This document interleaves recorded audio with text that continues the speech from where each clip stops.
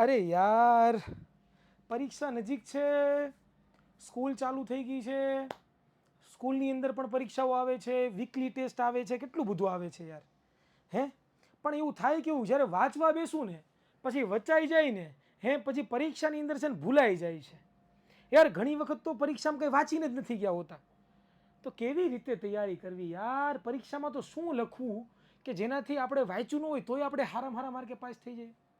શું કંઈક આવો જ પ્રોબ્લેમ છે વિદ્યાર્થી મિત્રો, તમને સતાવે છે? તો જી હા, આજનો વિડીયો લેક્ચર તમારા માટે છે અને આજનો આ વિડીયો છે એ only for this is for you. ઘણા બધા વિદ્યાર્થીઓ એવા હોય છે કે જ્યારે પોતે પરીક્ષા આપવા જાય છે, ભલે પોતે વાંચીને ગયા હોય તો પણ એમને છે ને એ વાંચેલું યાદ નથી આવતું અને એ પૂરેપૂરું ભૂલી જાય છે. ઘણા બધા વિદ્યાર્થીઓ પણ હોય છે કે એને ક્વેશ્ચન યાદ આવી જાય છે, અધૂરો એનો જવાબ પણ એને ખબર હોય છે, પરંતુ આખો જવાબ એને ખબર નથી હોતી. ઘણી વખત એવા પણ વિદ્યાર્થીઓ હોય છે કે સર અમે કશું વાંચીને ગયા જ નથી, અમારે વાંચવું જ નથી, પરંતુ અમારે સર તો પણ સારામાં સારા માર્ક્સ મેળવવા છે. તમે વિદ્યાર્થી મિત્રો ટોપર હોવ, તમે એવરેજ હોવ કે પછી તમે કશું પણ તૈયારી કરી ન કરી હોય અને તોય છતાં પણ જો તમારે પરીક્ષાની અંદર એક પણ વસ્તુ વાંચ્યા વગર જો સારામાં સારા માર્ક્સ લાવવા હોય તો શું ધ્યાનમાં રાખવું જોઈએ, શું એવું કરવું જોઈએ કે જેનાથી તમે બેસ્ટ રીતે છે એ એક પણ ક્વેશ્ચન વાંચ્યા વગર પણ છે એ બેસ્ટ રીતે છે પેપર લખી શકો અને સારામાં સારા માર્ક્સ લાવી શકો? એના માટેનો આજનો આ વિડીયો લેક્ચર છે. તો અંત સુધી વિદ્યાર્થી મિત્રો તમે જોજો, આ વિડીયોને લાઈક કરી દેજો, ચેનલને સબસ્ક્રાઇબ કરી દેજો.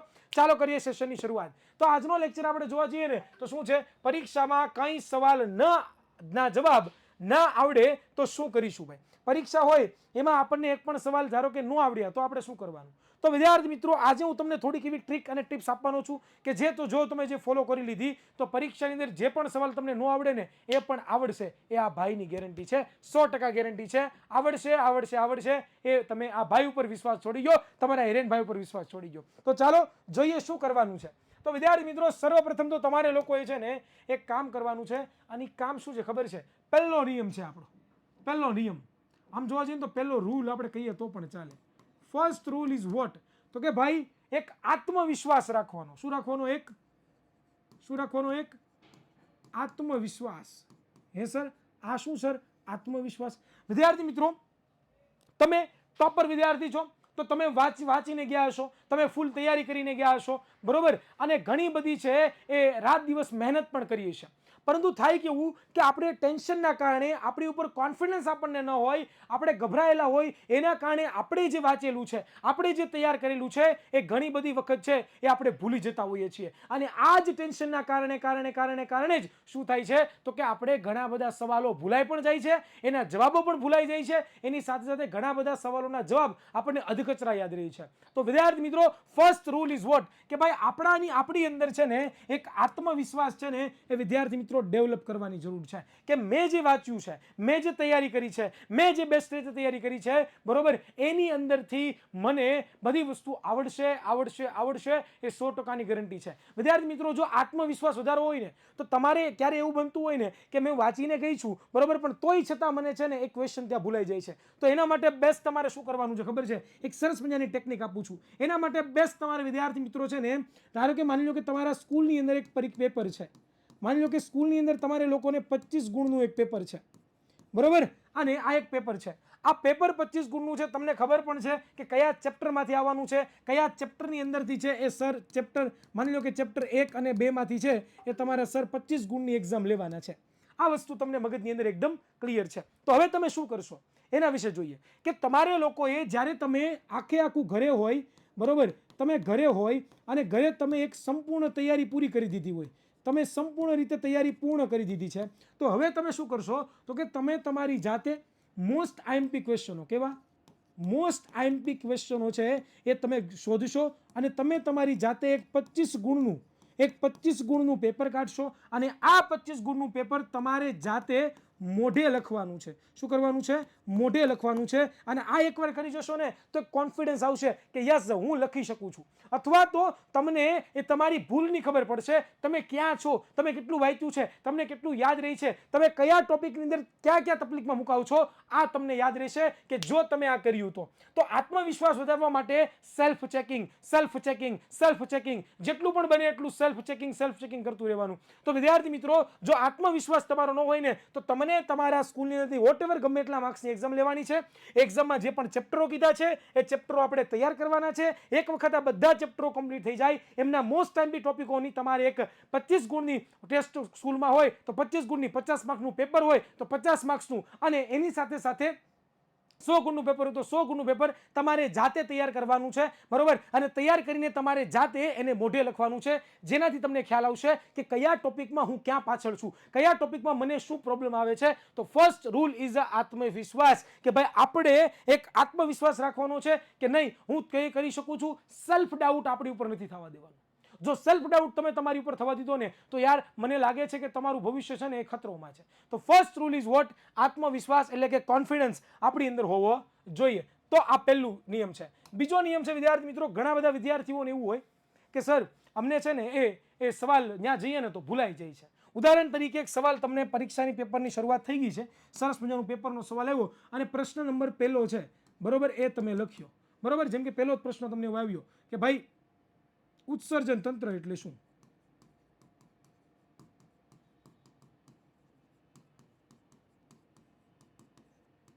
આવો એક સવાલ તમારી સમક્ષ આપી દીધો અને એવું કીધું કે આકૃતિ સહી સમજાવો.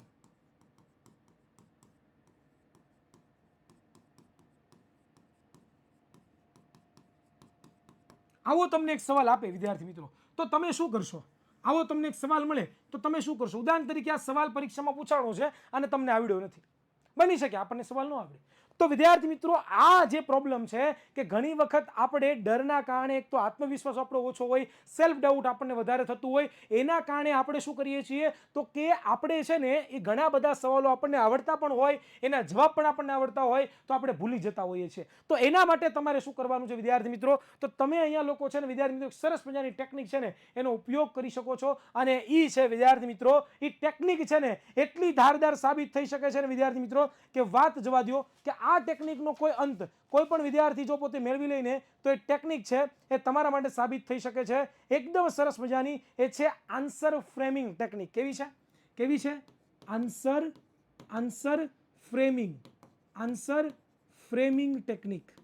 ફ્રેમિંગ ટેકનિક, બરોબર. હવે આ શું છે? Answer framing technique. તો વિદ્યાર્થી મિત્રો તમને જ્યારે પણ એવું થાય કે આ સવાલ મને આવડતો નથી, આ સવાલમાં મને બહુ તકલીફ પડે છે, આ સવાલની અંદર મને કાંઈ ખબર પડતી નથી, તો આની અંદર તમારે વન એન્ડ ઓનલી એક જ વસ્તુ કરવાની છે. એ શું કરવાનું છે? આન્સર ફ્રેમિંગ ટેકનિકનો ઉપયોગ કરવાનો છે. હવે આ શું છે આન્સર ફ્રેમિંગ ટેકનિક? સર એક પણ સવાલનો વાંચ્યો હોય તો વિદ્યાર્થી મિત્રો યાદ રાખજો, તમે ટોપર છો, તમે એવરેજ છો કે પછી તમે કોઈ પણ હોય કે એક પણ વસ્તુ નથી વાંચી, પરંતુ તમે આન્સર ફ્રેમિંગ ટેકનિકની મદદથી પરીક્ષાની અંદર પૂછાયેલો કોઈ પણ સવાલ છે ને એનો તમે આસાનીથી જવાબ આપી શકો છો. તમે કહેશો હા સર, હા વિદ્યાર્થી મિત્રો એકદમ આસાની તમે જવાબ આપી શકો. શું કરવાનું છે? તમારે લોકોએ સર્વપ્રથમ તો છે ને આ સવાલને જોવાનું છે, આ સવાલને વાંચવાનો છે. એમાં તમારે જોવાનું, નજર કરવાની. શું નજર કરશો? તો કે નજર એવી કરશું આપણે કે સર આમાં એક ઉત્સર્જન તંત્ર જેવું કંઈક આવે છે, બીજું આમાં કંઈક આકૃતિ દોરવાની આપણને કીધી છે, અને ત્રીજું કંઈક આપણને સમજાવવાનું કીધું છે, બરોબર. તો ઉત્સર્જન તંત્ર.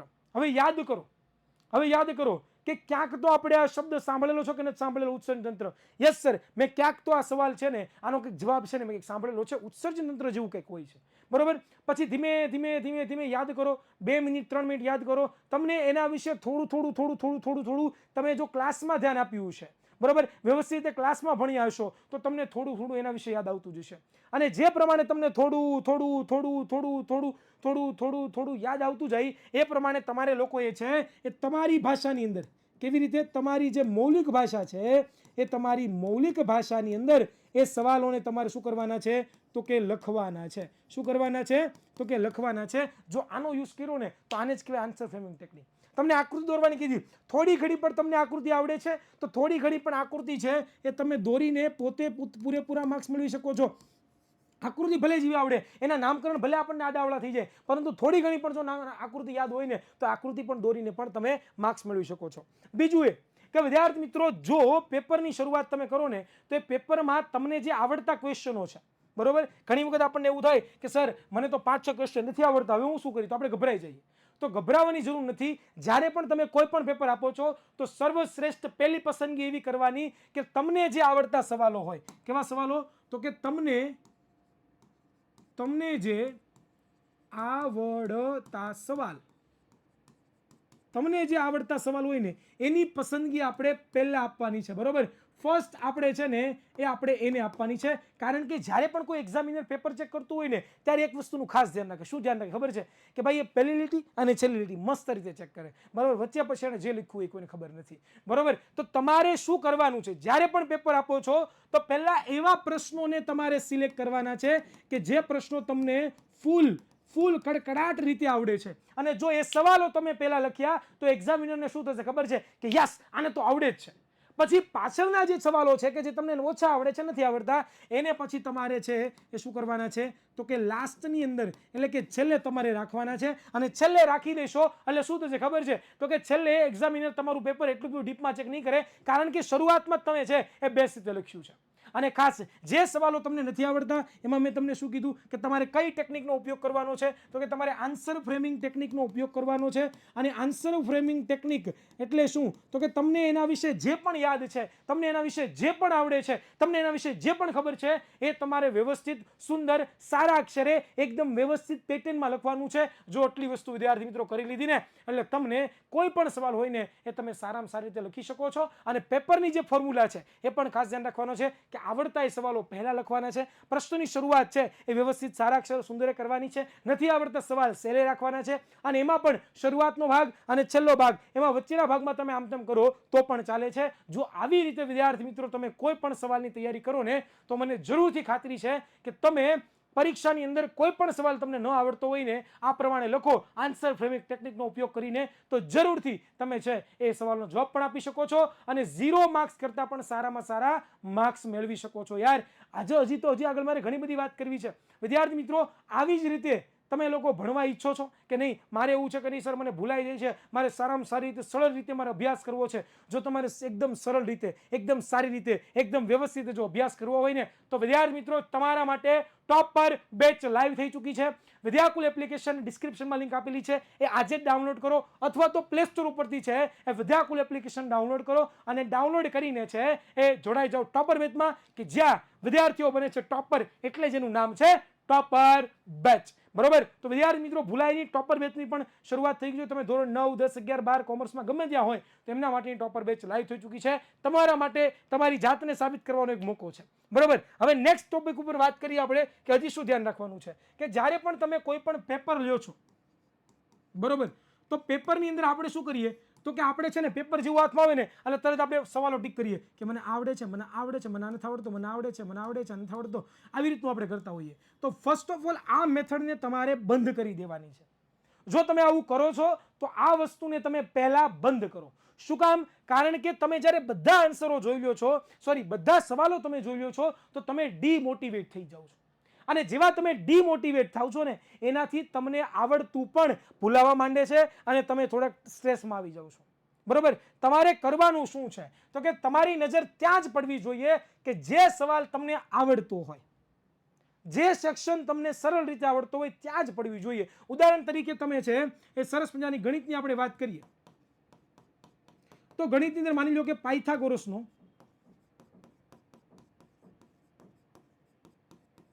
પ્રમેય તમને પૂછાણો.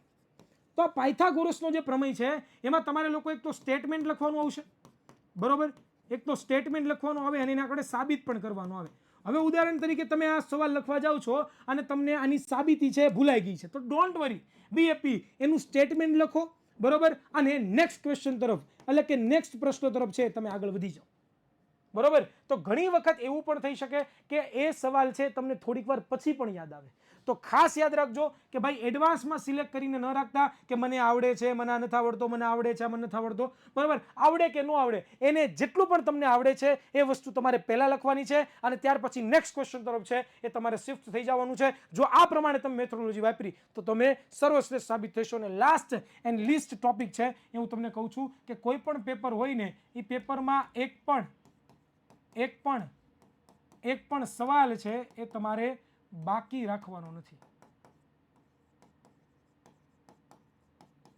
જો તમે એક પણ સવાલ બાકી રાખો છો, કોરો રાખો છો તો એના માર્ક્સ મળતા નથી. તમે એને અનુરૂપ કંઈ પણ વસ્તુ લખો તો જરૂરથી તમને પૂરેપૂરા માર્ક્સ મળવાની સંભાવનાઓ છે. તો જો આ ટેકનિકનો ખાલી ફોલો કર્યું ને તો વિદ્યાર્થી મિત્રો એકવાર રિવિઝન કરીએ એટલે આપણને ખ્યાલ આવે શું શું આપણે ભણ્યા. પહેલું તો આત્મવિશ્વાસ. વિદ્યાર્થી મિત્રો આત્મવિશ્વાસ કરવા માટે રિવિઝન કરવું, પોતાનું સેલ્ફ ચેકિંગ કરવું, એ થઈ જાય પછી આપણે શું કરવાનું છે તો કે ભાઈ કોઈ પણ આન્સરનો જવાબ કોઈ પણ ક્વેશ્ચનનો આપણને આન્સર ન ખબર હોય તો તમે કઈ ટેકનિકનો ઉપયોગ કરશો? આન્સર ફ્રેમિંગ ટેકનિકનો તમે ઉપયોગ કરશો. ત્યાર પછી મેં તમને વાત કરી કે તમને જે આવડે છે સવાલો પહેલા લખો, જે નથી આવડતા એ સવાલોને તમે છેલ્લે તમે લાસ્ટમાં લખી શકો છો. જે આવડે છે એ સવાલને એકદમ સરસ સારા સુંદર અક્ષર એકદમ ડિટેલની અંદર લખો, જેનાથી તમે સારામાં સારા માર્ક્સ મેળવી શકો. અને જે નથી આવડતા એ સવાલોને છેલ્લે રાખો, જેનાથી પણ બેસ્ટ રીતે તમે તૈયારી કરી શકો છો. અને છેલ્લો ક્વેશ્ચન કે ક્યારે પણ જે આ મને આવડે, આ મને ન આવડે, આ મને આવડે એવું ક્યારે કરવા નથી. લાઈનમાં બધા સવાલો તમારે લખતા જવાના છે. અને એની સાથે સાથે જે સવાલો તમને તકલીફ હોય, જે સવાલ અધૂરો તમને આવડતો હોય તો એ અધૂરો તો અધૂરો પણ તમારે લખવાનો છે આન્સર ફ્રેમિંગ ટેકનિકની મદદથી. અને બધા સવાલો, એક પણ સવાલ કોરા મૂકવાના નથી, બધા સવાલો કમ્પ્લીટ કરવાના છે. જો તમે આટલું ફોલો કરી લીધું ને મારા વાલા વિદ્યાર્થી મિત્રો, તો મને જરૂરથી લાગે છે કે તમને પેપરની અંદર એક પણ સવાલ છે એ કોરો નહીં રહે અને સારામાં સારા તમે માર્ક્સ મેળવી શકશો. તો તમને આ વિડીયો કેવો લાગ્યો કોમેન્ટ બોક્સને જરૂરથી જણાવજો વિદ્યાર્થી મિત્રો. અને સાથે સાથે તમારા કંઈ પ્રશ્નો હોય તો એ પણ કોમેન્ટ બોક્સમાં જણાવજો. વિડીયોને લાઈક કરી દેજો, તમારા મિત્રો સુધી શેર કરી દેજો. મળીશું કોઈ નવા વિડીયોમાં.